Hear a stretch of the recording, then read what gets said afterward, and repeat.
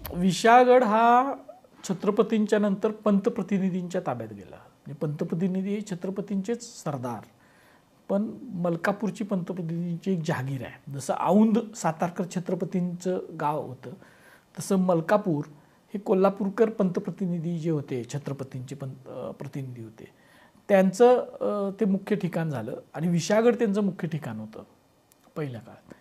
त्या विशाळगडावर पंतप्रतिनिधींचाच कारभार चालायचा. पण 1818ला ज्या वेळेला इंग्रजांनी सगळी किल्ले जिंकले, त्यानंतर विशाळगडसुद्धा पंतप्रतिनिधींची मुख्य कचेरी जी विशाळगडावरची होती ती हल्ली आणि मलकापूरला आली. त्यामुळे विशाळगडावरची जी मुख्य वस्ती होती ती खूप कमी झाली. आणि विशाळगडावर भोसले कुटुंबीय जी होती, जी खूप जुन्या काळापासून, शिवकाळापासून होती, ती कुटुंब तिथं राहायला लागलीत. हवालदार भोसले ते आणि ह्या दर्ग्याचे संबंधित जी सेवेकरी होती मलिक रेहानच्या ती, आणि खाली विशाळगडावर भगवंतराव पंतप्रतिनिधी जे होते, त्या भगवंतराव पंतप्रतिनिधींनी भगवंतेश्वर महादेवाचं एक मंदिर बांधलं आहे आणि विठ्ठल रुक्माईचं मंदिर आहे आणि त्याच्या शेजारी पाठीमागं गणपतीचं मंदिर आहे आणि वरच्या बाजूला अमृतेश्वर महादेवाचं मंदिर आहे. ते प्राचीन आहे, जुनं आहे ते. तर ह्या मंदिरांची देखभाल करायसाठी काही कुटुंब त्या ठिकाणी राहत होती विशाळगडावर. ही जी परिस्थिती आहे विशाळगडावर राहण्याची, ही आपल्याकडे एक 1896चा नकाशा आहे जो फॉरेस्टनं तयार केलेला आहे, फॉरेस्ट खात्यानं. त्याच्या अगोदर आपल्याला माहिती आहे की आपला जो ट्रिग्नोमेट्रिक सर्वे जो झाला होता त्याच्यामध्ये विशाळगडात सुद्धा सर्वे झाला होता. त्यावेळीचे सुद्धा टोपोशीट्स उपलब्ध आहेत आणि खूप कमी घरं किंवा वस्ती विशाळगडावर होती. आणि ती सगळी खाली भोसलेवाडी म्हणून आजसुद्धा विशाळगडावर आहे, त्याला भोसलेवाडीच म्हणतात. ते भोसलेवाडीतली काही घरं आणि गडावरची मशिदीच्या शेजारची काही घरं आणि हवालदाराचं परडं वगैरे जे सगळे भोसल्यांची कुटुंब आहेत ती सगळी अशी घरं आणि काही जंगमांची घरं आहेत तिथं. ही वस्ती त्या विशाळगडावर होती. आणि ते नकाशामध्ये 1896च्या नकाशामध्ये ते विशाळगडावरचं गावठाण आणि हे सगळं आपल्याला दिसून येतं.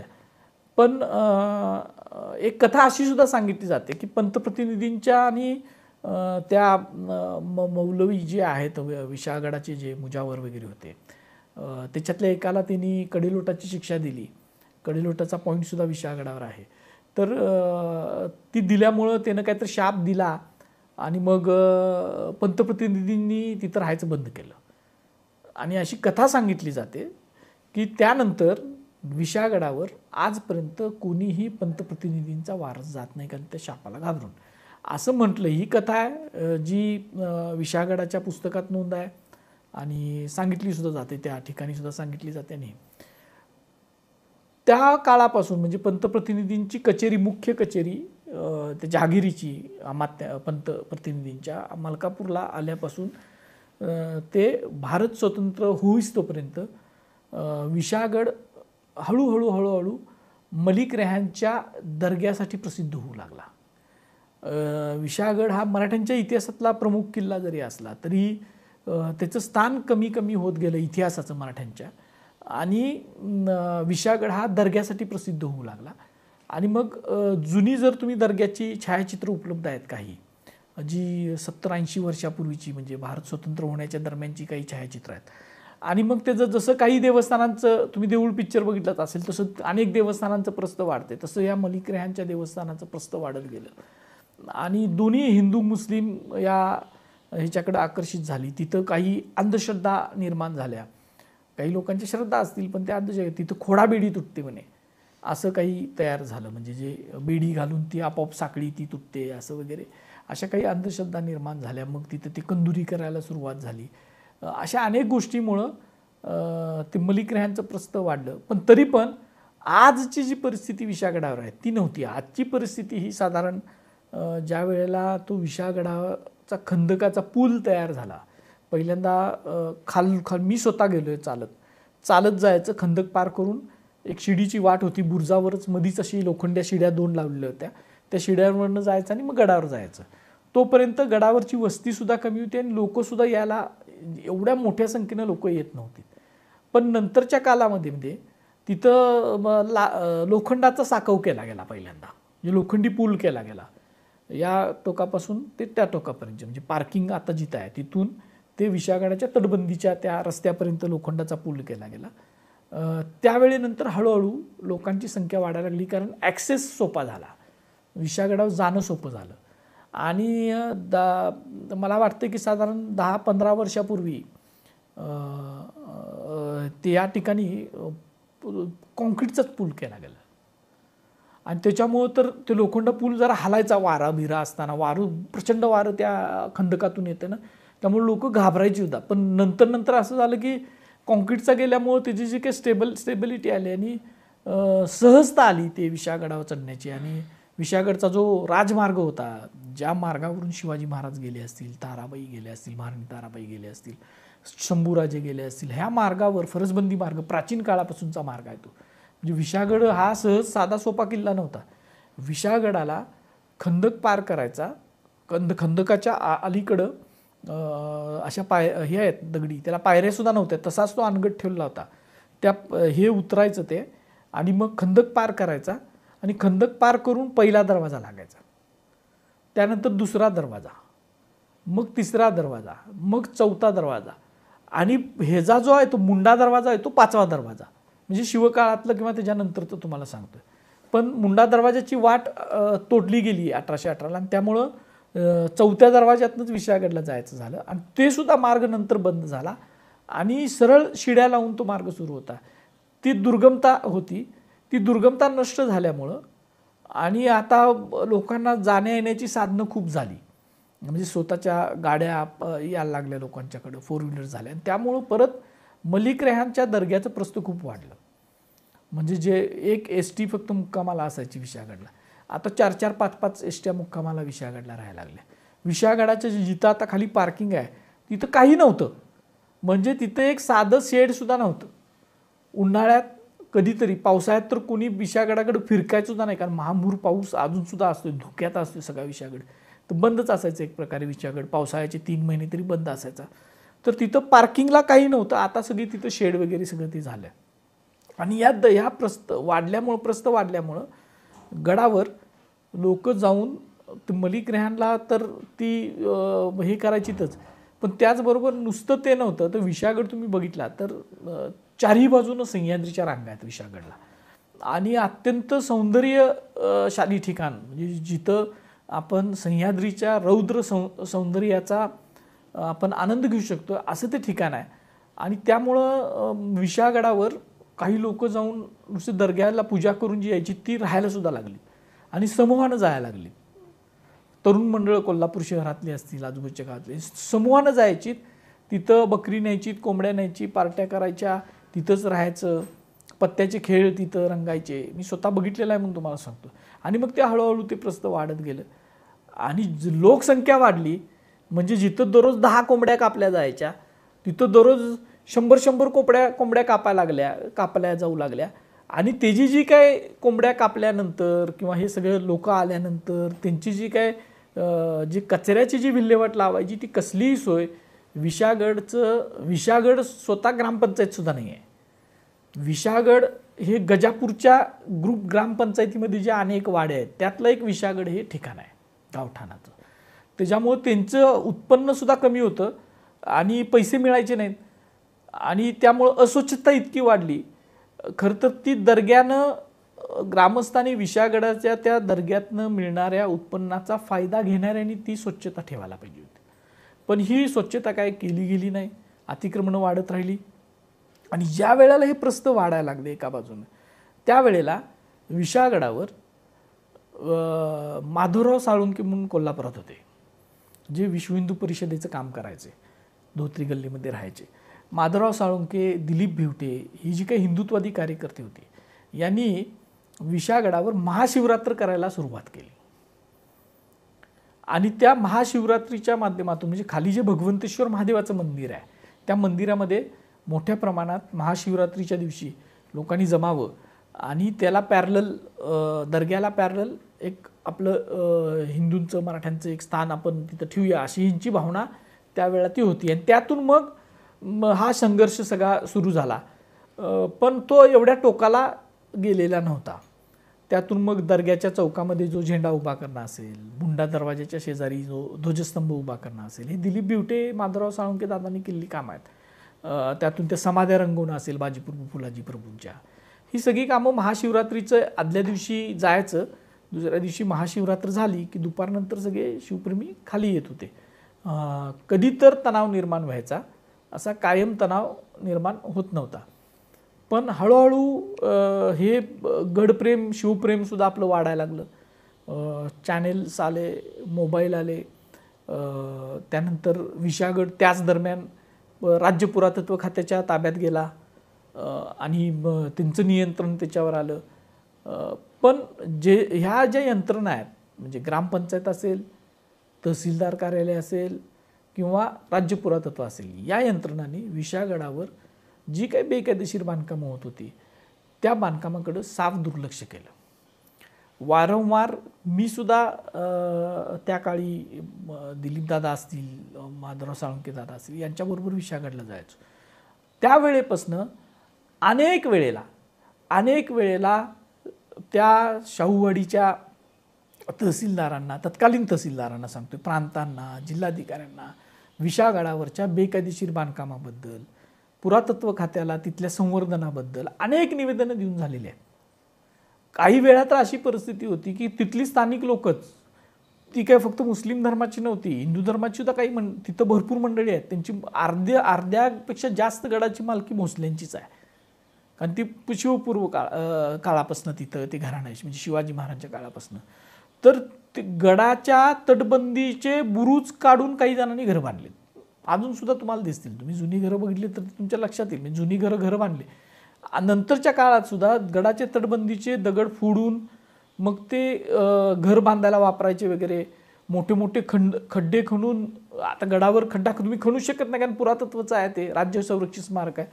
पण याच्याकडं पुरातत्व खात्याच्या अधिकाऱ्यांनी, तर त्या वेळेच्या सगळ्या अधिकाऱ्यांनी, एक तर त्यांच्याकडे यंत्रणा नव्हती, दुसरी विशाळगडाचं महत्त्व त्यांना वाटलं नसावं त्या अधिकाऱ्यांना, त्यामुळे त्यांनी साफ दुर्लक्ष केलं. आणि आजची जी परिस्थिती आहे आजची, ही या दुर्लक्षामुळे झालेली परिस्थिती आहे. म्हणजे तिथं ते वाढणारच होतं, जिथं शितं तिथं भूतं असं पण म्हणतो. म्हणजे जिथं आता ते पैसेच मिळायला लागले, ते मलिक रेहानला लोक यायलाच लागले, तिथं भरपूर तुम्हाला पैसे मिळायला लागले, कोंबडं कापण्यापासून सगळं ती अर्थव्यवस्था तयार झाली. त्याच्यामध्ये लहान लहान खोल्या तिथं राहायला द्यायला लागली. चांगली माणसं तिथं, चांगली म्हणजे कुटुंबासह तुम्ही विशाळगडला जाऊन राहणं असा सुद्धा प्रकार होता काही ठिकाणी. आणि काही वेळेला तरुण मंडळ एकत्र जायचं आणि मग तिथं ते मद्यपान आणि हे सगळे अनेक विषय होते त्याच्यात. असे अनेक विषय त्याच्यामध्ये चालायचे या सगळ्या विषयामध्ये. मग तिथं दारू मिळत होती सहज, गांजा आत्ता परवासुद्धा सापडला बघा तुम्ही. हे सगळं सुरू झालं. काही लोकांनी इथलं महत्त्व कमी पडते काय त्या मलिक रेहानचं इथल्या लोकांच्यात म्हणून कर्नाटकात बिदर, गुलबर्गा ह्या पट्ट्यात जे आहेत ना, त्या पट्ट्यात त्याचं प्रस्त वाढलं दर्ग्याचं त्या. आणि तिथून लोक यायला, तिथनं 4-4 एसट्या आहेत आज दररोज. इतकी लोक तिथे येतात त्या सगळ्या मलिक रेहानला आणि ह्या सगळ्या विशाळगडावर. हे सगळं आपल्यासारख्या शिवप्रेमींना किंवा सामान्य कुठलाही ज्याची सदसद विवेक बुद्धी जागृत आहे ना, त्या माणसांना हे पटण्यासारखं नव्हतं. म्हणजे बाकीच्या मुवमेंट, विचारधारेच्या मुवमेंट तुम्ही सोडून द्या, एक तो भाग वेगळा भाग असतो. पण अस्वच्छता, दारू मिळणं, गांजासुद्धा तिथं मिळणं, तिथली जी काय वस्ती जी आहे ती ज्या पद्धतीनं बेदरकारपणे वाढायला लागली. त्या बुंडा दरवाजाच्या शेजारीच बांधकाम एकानं काढलेलं होतं. त्याला आम्ही कोर्टात गेलो पहिल्यांदा, पुरातत्व खात्याला पत्र दिली. पुरातत्वची अजून केस चालले. बुंडा दरवाजा शेजारी जे रिकाम आहेत बघा, तिथं म्हणजे कड्याला लागून, म्हणजे ते 10 मीटरमध्येच येतं आहे तटबंदीच्या. तर 100 मीटरमध्ये रिस्ट्रिक्शन्स आहे पुरातत्वच्या नियमाप्रमाणे. मग आम्ही कोर्टात गेलो, मग ती सगळं वादावादी आणि हे, मग ते काम थांबलं. पण अशा अनेक लढाया लहानसहान विशाळगडावर खूप वर्षापासून कराव्या लागलेल्या आहेत आणि गडप्रेमीसुद्धा करतात. पण आता त्याला वेगळं वळण लागलं. ही सगळी कोल्हापुरातली जी मंडळी आहेत आपली, ही सगळी करत होती. म्हणजे काही वेगळ्या विचारधारेची होती, ज्यांचं काहींची विचारधारा वेगळी होती, ती ती करायची. काही आमच्यासारखी दुर्गप्रेमी आहेत, शिवप्रेमी आहेत की त्यांना वाटतं की गड गडासारखा राहायला पाहिजे, त्यात कुठलंच अतिक्रमण येता कामा नये. आणि काहींची वैचारिक विचारधारा हिंदुत्ववादाची, अशा पद्धतीनं सुद्धा ते काही काम सुरू असतं. पण मला असं वाटतं की गडाचं जर आपल्याला संवर्धन करायचं असेल आणि गड आपल्याला जर पुन्हा शिवाजी महाराजांच्या काळात जसा होता तशातला 25% जरी आपल्याला बघायचं असेल तर मी एक नकाशा तयार केला आहे विशाळगडचा. ह्या सगळ्या ह्याच्यातून मला उत्सुकता लागलेली होती की मी कायम जायचो विशाळगडावर, की विशाळगडचा इतिहास काय. बाजीप्रभू फुलाजी प्रभूंच्या समाध्या आहेत, शिवाजी महाराज तिथं गेलेले होते सुटून, पण त्याच्यानंतरचा विशाळगडचा इतिहास काय. तर त्याच्या उत्सुकतेतनं मग मी काही प्रकाशित जी साधनं आहेत ती आम्ही बघितली, काही अप्रकाशित साधनं बघितली. आमच्याकडं विशाळगडकर पंतप्रतिनिधींचं सगळं दप्तर आहे. आज सगळं दप्तर उपलब्ध आहे, म्हणजे ते कुठं गेलेलं नाही. त्यातून अनेक गोष्टींना प्रकाश पडणार आहे. विशाळगडकर म्हणजे ते त्यांच्या साधनामधून ऐतिहासिक अनेक नव्या नव्या गोष्टी आपल्याला समजणार आहेत. काही बुरुजांची नावं समजणार आहेत, काही दरवाजांची नावं समजणार आहेत, खूप गोष्टी समजतील. तो संशोधनाचा भाग आहे, संशोधन काय लगेच होत नाही. पण त्यातून मग मी विशालशैल विशाळगड नावाचं पुस्तक लिहिलं आणि ते साधारण मी आता आणलं ते 2005ला त्याची मी ही पहिली आवृत्ती मेमध्ये प्रकाशित केली, ही विशालशैल विशाळगडची. आणि ती मोगलमर्दिनी महाराणी ताराबाईंना मी अर्पण केलं. कारण का की विशाळगड हा महाराणी ताराबाईंचा आवडता किल्ला होता. त्यांनी त्या किल्ल्यावर राहून स्वराज्याचं संरक्षण केलं आणि औरंगजेबाला ठेचगा दिला. म्हणून मला वाटलं की ते विशाळगडाचं ते काम करावं. त्याच्यातनं मी ज्यावेळेला फिरायचो विशाळगडावर त्यावेळेला अनेक गोष्टी विशाळगडाच्या ज्या दुर्गावशेषाने समृद्ध आहेत आणि त्या कुणी ह्याच्या अगोदर मांडलेल्या नव्हत्या, अशी काही वैशिष्ट्य विशाळगडाचे आहेत. म्हणजे विशाळगडाचा जो काल दरवाजा विशाळगडाचा म्हणतो, कोकणी दरवाजा, त्या कोकणी दरवाजाच्या तिथे एक भुयारी मार्ग आहे विशाळगडाचा, ते वैशिष्ट्य आहे. मग तो मार्ग एक्सप्लोअर करणं, शोधणं असेल. त्या बाजूची सगळी तटबंदी, सगळी मजबूत तटबंदी आहे. त्या तटबंदीतच तलावसुद्धा बांधलेला आहे. महाराजांची जी ती दुर्ग बांधण्याची स्थापत्यशैली होती तशी ते ठिकाण आहे. त्यानंतर विशाळगडावरच बावनसती नावाचं एक ठिकाण आहे, ते नुसतं बावनसती म्हणतात. ते कधी ते अशा काही गोष्टी अजून इतिहासात दडलेल्या आहेत. त्याला बावनसती म्हणजे का म्हणतात, मग ती कथा त्यांनी शिलाराजाच्या ह्याच्यापर्यंत जोडली गेलेली आहे, पण ती नंतरची कथा आहे. अशा काही गोष्टी त्यातनं मिळत गेल्या इतिहासाच्या. आणि विशाळगडावरची साधारण एक 50भर ठिकाणं की जी वास्तू दुर्गावशेष ज्याला म्हणतो आपल्या भाषेत, ते दुर्गावशेष आपण शोधून काढले आणि त्या पुस्तकामध्ये आपण त्याची नोंद करून ठेवली ज्या त्या वेळेला. आता विशाळगडावर एक नरसोबाचं मंदिर आहे, तर ते नरसोबाच्या मंदिराच्या इथं जुन्या काळी महजर व्हायचे, रवा दिव्य केलं जायचं त्या ठिकाणी. त्याचे उल्लेख विशाळगडाचे आहेत. विशाळगडावर एक गद्देगड होता, त्याचे उल्लेख आहेत. अशा अनेक गोष्टी विशाळगडावरच्या आहेत. विशाळगडावर 3-4 महत्त्वाच्या गोष्टी करणं गरजेचं आहे असं मला वाटतं. म्हणजे गडाच्या अवशेषाच्या दृष्टीने एक तिथं हवालदाराचं परड नावाचं एक ठिकाण आहे. हवालदाराचं म्हणजे गडाच्या मुख्य हवालदार म्हणजे प्रमुख मुद्राधारी किल्लेदार, त्याचं ते अजून जसंच्या तसं ते पडलं आहे. ते कधीपासून पडलं आहे माहीत नाही. त्याच्या शेजारी शिवाजी महाराजांच्या राजवाड्याचं अवशेषाचं ठिकाण आहे. आता परवा दारुगोळ्याचं ठिकाण, दारू कोठारसुद्धा तिथं आहे. तिथं काही तोफगोळे मिळालेले होते बघा परवा विशाळगडावर. आणि गंमत आता विशाळगडाचा काळ दरवाजा हा असा पडलेलाच आहे. त्याच्यावर आपल्या कोल्हापुरातल्या तारदाळचे जे आमचे गौरव जाधव आणि हे आहेत सगळी मंडळी आहेत, अक्षय पाटील अशी सगळी मंडळी, अक्षय जाधव, गौरव जाधव सह्याद्री प्रतिष्ठानचं काम करत, त्यांनी मध्ये उत्खनन केलं विशाळगडाच्या त्या काल दरवाजाची इथं, म्हणजे ती स्वच्छता करायला गेले. तर तो काल दरवाजा जसाच्या तसा पडलेला, म्हणजे त्याची लाकडाचे अवशेष आहेत आणि त्याची सुळे असतात ना मोठे मोठे लोखंडाचे, त्यावेळेचे शिवकाळापासूनचं असणार आहे, तसंच मिळालं त्यांना. हे काम पुरातत्वच आहे ना. आता शिवप्रेमींनी केलं ठीक आहे, पण ती किती मोठी गोष्ट आहे पुरातत्वीय संशोधनातली की शिवकाळातला दरवाजाच तुम्हाला तिथं दबलेल्या अवस्थेत मिळतं. तोफगोळे मिळालेत विशाळगडावर लोखंडाचे, दगडाचे. असं उत्खनन होणं गरजेचं आहे शिवाजी महाराजांच्या वाड्याचं. आणि तिथं भूपाल तलाव नावाचा एक तलाव आहे ज्याच्यात आता शेती केली जाते, खाजगी मालकीचा आहे तो, त्याचा गट नंबर खाजगी मालकीचा आहे. शेती करतात. त्यात काय उत्पन्न त्याचं जास्त नाही आहे शेतीचं, पण तो भूपाल तलाव नावाचा जो तलाव आहे ना, तो प्राचीन तलाव आहे.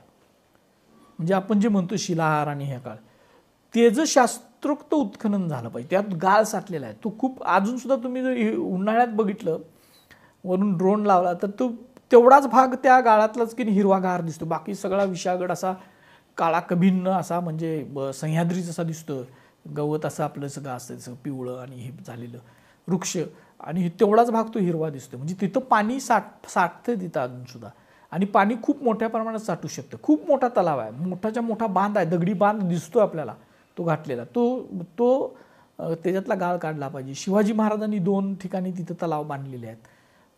ते आपण व्यवस्थित त्याची तटबंदी, जसं आता रायगडला काम चाललं आहे हत्ती तलावाचं वगैरे, तशा पद्धतीचे बांध घालून तसेच बांधच, म्हणजे सेम टू सेम बांध आहेत ते, तसे बांध ते आहेत. ते तलाव आपण पुनर्जीवित केले पाहिजेत.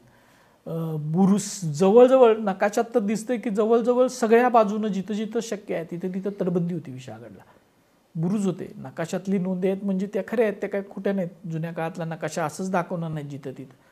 ते तटबंदी सगळी आपण एक्सप्लोअर करू शकतो. तो परत ती सगळी तटबंदी बांधू शकतो. आणि विशाळगडसारखं सर्वोत्तम ठिकाण पर्यटनाच्या दृष्टीनं सुद्धा, म्हणजे दुर्ग पर्यटनाच्या दृष्टीनं, किल्ल्यावर काय आता तिथं लहान सहान ट्रेक आयोजित करतात. विशाळगडापासून माचालचा ट्रेक खूप संस्था आयोजित करतात. वाडी माचाल दुर्ग म्हणतात त्याला. तिथं काही दुर्गाचे थोडेसे अवशेष आहेत, पण ते दुर्गाचे नाही आहेत, किल्ल्याचे नाही, ते चौकीचे वगैरे अवशेष आहेत. तिकडे गुहा आहे, मुचकुंद ऋषींची गुहा म्हणून ते वाडी माचाळला. तिथं आता रस्ता तिकडच्या बाजूनं त्यांनी वर आणला आहे, तर तिथंपर्यंतचं ट्रेल आहे. इकडं विशाळगडच्या पायथ्याला तुम्ही जो तो पूल जर काढला, तर ते खंदक आणि त्याचा मार्ग जर केला, तर दुसरीकडं जगात कुठं नाही असं. ते वैशिष्ट्यच आहे. म्हणजे सह्याद्रीतल्या कुठल्याही किल्ल्याला तसं खंदक नाही आहे. दोन्ही बाजूनं खंदक असणारा हा एकमेव किल्ला आहे.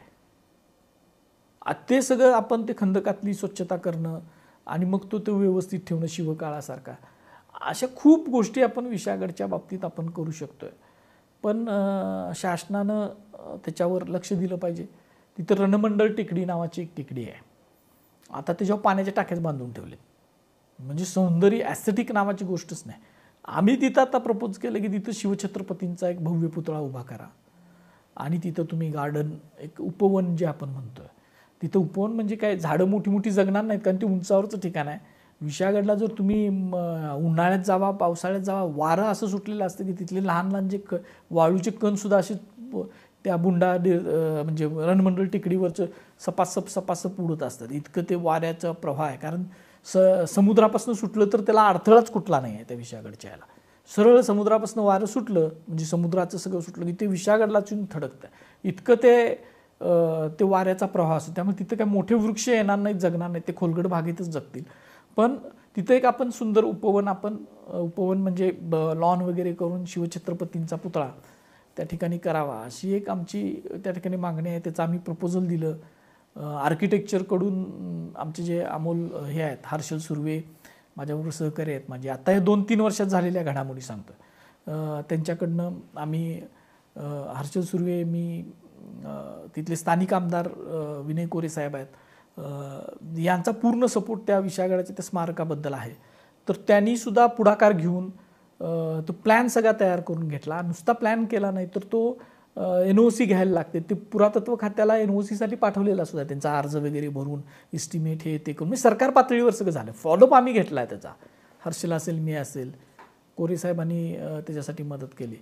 आणि ते एक स्मारक विशाळगडावर शिवछत्रपतींचं एक चांगलं भव्य स्मारक होईल अशी एक आशा आहे या सगळ्या आता घडामोडीत. म्हणजे एका बाजूला अतिक्रमण काढणं हा भाग आहेच, त्याच्याविषयी कुणाचंच दुमत नाही आहे, म्हणजे कुणाचंच दुमत नाही. का निघत नाही हा भाग वेगळा, दुमत कुणाचं नाही पण निघत नाही. पण तिथे एक चांगलं स्मारक शिवाजी महाराजांचं, कारण तो किल्ला शिवछत्रपतींचा आहे याची जाणीव करून देणारं स्मारक व्हावं म्हणून आम्ही त्याचा व्हिडिओसुद्धा आमच्या ह्याच्यावर टाकलेला आहे की ते स्मारक कसं असावं. प्रपोज्ड आहे, त्याच्यामध्ये अनेक सुधारणा आहेत, पण ते प्रपोज्ड स्मारक कसं असावं, मग त्याचा खर्च किती येऊ शकतो, कारण गडावर ते करायचं आहे, ते व्हायबल होईल का नाही, तिथलं वारं प्रचंड असतं, मग ते किती उंचीवर किती ते झेलू शकते वाऱ्याचा आहे, हे सगळ्याचा अभ्यास करून अमोल पाटणकर नावाच्या आर्किटेक्टनी ते काम केलं आहे आणि पैसे न घेता आमच्याकडनं तिने सगळं हे काम तिथं जागेवर जाऊन मापं घेणं, आम्ही सुद्धा बरोबर जाणं, वारंवार बघणं, हे सगळं केलं आहे. आता ते पुढच्या टप्प्यात गेलं आहे, त्याला मंजुरी मिळेल आणि अतिक्रमण निघण्याबरोबरच आपण चांगलीसुद्धा कामं केली पाहिजेत काही, असं मला वाटतं की नुसतं अतिक्रमण तर निघणारच आहे, पण तिथं आपण काय चांगलं करू शकतो. तटबंदीचं जतन संवर्धन करायसाठी मध्ये निधी आलेला होता, पण असलं बेकार काम तिथं केलं की त्या बुरुजांवरच तुम्ही कॉन्क्रीट टाकून ठेवलं आहे. बुरुज हा पाहऱ्यासाठी असतो, बुरुजावरनं तुम्ही बघायचं असतं. खाली त्याची दगडं बिगडं सगळी खाली पडलेली होती, ती न आणता नवीन दगडं आणलीत, ती उडी लहान साईजची आणलीत आणि मग ते टिकत नाही ना, ते सह्याद्रीच्या वाऱ्याला मुसळधार पावसाला ते नाही टिकत. ते सगळं ते पूर्व बाजूकडची तटबंदी, पश्चिम बाजूकडची तर तटबंदी अजून इंटॅक्ट आहे, त्याला फक्त डागडुजी करायची गरज आहे, म्हणजे काल दरवाजाकडची, आणि इतकी सुंदर आहे, दुहेरी तटबंदी आहे त्याला. ती रचना आपण लोकांना दाखवण्यासाठी किल्ला म्हणून, नाहीतर आज विशाळगडाव किल्ला म्हणून काय बघायला मिळते आपल्याला, तर ते सगळं आपल्याला नव्यानं पुनर्जीवित करावं लागेल, त्याचं पुनर्संवर्धन म्हणजे त्याचं संवर्धन करावं लागेल आणि ते इतिहासाला धरून करावं लागेल. अशा अनेक विशाळगडावरच्या गोष्टी आहेत की ज्या आपण करू शकतोय. विशाळगडाचं सौंदर्य स्वतःच ते इतकं सौंदर्यशाली ठिकाण आहे की पावसाळ्यात जरी तुम्ही गेला, आणि माझं तर ह्या गडवासियांना सुद्धा आव्हान आहे, त्यातल्या राहण्यातल्या लोकांना आव्हान आहे की तुम्हाला जास्त पैसे कशातनं मिळू शकतील. तिथं जर कुटुंब आलं, आज तुम्ही खोलीसाठी 200 रुपये भाडं घेताय, पण एखादं कुटुंब आलं, तुम्ही व्यवस्थित तिथं गावठाण आहे, तुम्हाला व्यवस्थित परवानगी मिळू शकते. जुन्या घरांना परवानगी मिळते बांधायला, पण तुम्ही नुसतं येणाऱ्या अल्प म्हणजे कुणाच्या भक्ताचा अपमान करायचा नाही माझा, पण अल्प उत्पन्न गटातील लोक तिथं येतात, तिथं तेवढंच एक ते कोंबडं कापतात, राहतात, जातात. त्याच्यापेक्षा जर पर्यटक आले, शिवप्रेमी जर आले, तर तिथं त्यांची राहण्याची सोय होऊ शकते, त्यांना चांगलं ते विशाळगडाचं सौंदर्य, इतिहास पाहता येईल. आणि व्यक्ती देणार ना पैसे, जिथं 100 रुपये मिळतात तिथं 1000 रुपये तुम्हाला भाडं मिळणार ना एका दिवसाला. शासन बरं, हे वादविवाद सगळे टळतील. तुम्ही तिचं स्टँडर्डायझेशन आहे ते शासनानं सुद्धा त्यांना आखून दिलं पाहिजे. आणि त्या स्वतः हे सगळं कधी होऊ शकतं की ज्या वेळा तिथली जी स्थानिक लोक आहेत, त्यातली काही जातीवादी मंडळी सोडून द्या, असतील जातीवादी मंडळी, पण सगळीच काही जातीवादी नाहीत, तिथल्या स्थानिक लोकांनी जर पुढाकार घेतला आणि त्यांनी ठरवलं की आमचा विशाळगड, कारण तेच राहतात ना, उन्हाळा पावसाळा हिवाळा ते राहणार आहेत, तुम्ही आम्ही कधी तर जाणार, तर त्यांनी जर ठरवलं की आपला विशाळगड आपण शिवकाळासारखा करूया, त्याच्यामध्ये लोकांना राहायला व्यवस्थित सोयी सुविधा देऊया, तिथं लोक येऊ देत, राहू देत, तिथं चांगलं पर्यटन वाढेल आणि मग त्यांचं राहणीमानसुद्धा वाढेल, तिथल्या लोकांचं सुद्धा चांगलं अर्थव्यवस्था तयार होईल. तुम्ही बघता अनेक किल्ल्यांच्या भोवतीनं तशी झालेली आहे.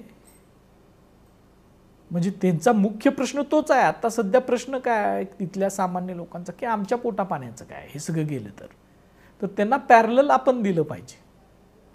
आणि ही कामं आता आमच्या डोक्यात आहेत, आम्ही वारंवार सांगत असतो. कधी तर पुढं जसं आता पुतळ्याचं स्मारकाचं काम आम्ही मार्गी लावायचा प्रयत्न करायला लागलो, तसंच हे सुद्धा काम कधी तर लागेल आता मार्गी. फक्त ह्याच्यामध्ये धार्मिक तेढ जर निर्माण केली तर आज आपण बघतोय की त्या ठिकाणावर जाणं शिवप्रेमींना सुद्धा मुश्किल होत आहे धार्मिक तेढीमुळं. कुठलेही असू दे, तिथं पोलीस संरक्षण येतं आहे, मग तिथं राहण्याचे रिस्ट्रिक्शन्स येतात, खूप त्याला रिस्ट्रिक्शन्स येतात. आणि जे आपल्याला घडवून आणायचं आहे, जे शिवाजी महाराजांचा किल्ला म्हणून एक संवर्धन जतन करायचं किंवा तिथं जाऊन प्रेरणा घ्यायची आहे, ते बाजूला राहत आहे आणि दुसऱ्याच गोष्टी समोर येतात. आणि हे काय राष्ट्रहिताचं नाही आणि शिवाजी महाराजांचं ती शिकवण नाही, महान ताराबाईंची ती शिकवण नाही, असं मला वाटतं. ओके. मग आता साधारणतः ज्या पाठपुराव्याला तुम्ही सुरुवात केली होती आणि तो पाठपुरावा आता कोर्टात जाऊन थांबलाय, तर तुम्हाला त्या पुढच्या घटनांचं आता काय वाटतं की आता काय होऊ शकतं? आता तर अतिक्रमण आज ना उद्या ते निघणारच आहे, कारण ते बेकायदेशीर आहे. 2 प्रकार असतात लक्षात ठेवा. एक अनधिकृत असतं, म्हणजे जे अधिकृत यंत्रणांची परवानगी न घेता बांधलेलं काम असतं, आणि जे बेकायदेशीर असतं म्हणजे ज्याला कायद्यातच आधार नाही आहे, अशी गोष्टी निघणार आहेत. खालचं सगळं फॉरेस्टमध्ये सगळं बेकायदेशीर आहे, ते निघालंच पाहिजे. वरचं सुद्धा अनेक गोष्टी ज्या बेकायदेशीर आहेत त्या निघणार आहेत.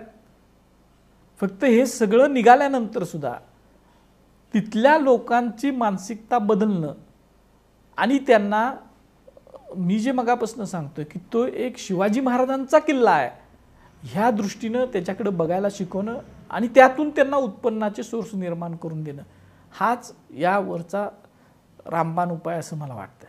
याच्यापेक्षा आपण दुसरं काहीतरी करायला गेलो तर ते काय शक्य होईल असं मला वाटत नाही. परत अतिक्रमण निघेल आणि काही वर्षानं परत दररोज उठून काय तुम्ही तिथं जाणार नाही आहात. आपण बघतोय प्रशासकीय यंत्रणा कशा पद्धतीनं काम करते, त्यामुळं ते होईल असं वाटत नाही. त्यामुळं जेवढं आता अतिक्रमण निघाल्यानंतर तिथं तुम्ही घरं कशी बांधायची शासनाने द्यावे ना प्लॅन त्यांना. गावठाण आहे, नियमानुसार तुम्ही बांधू शकता.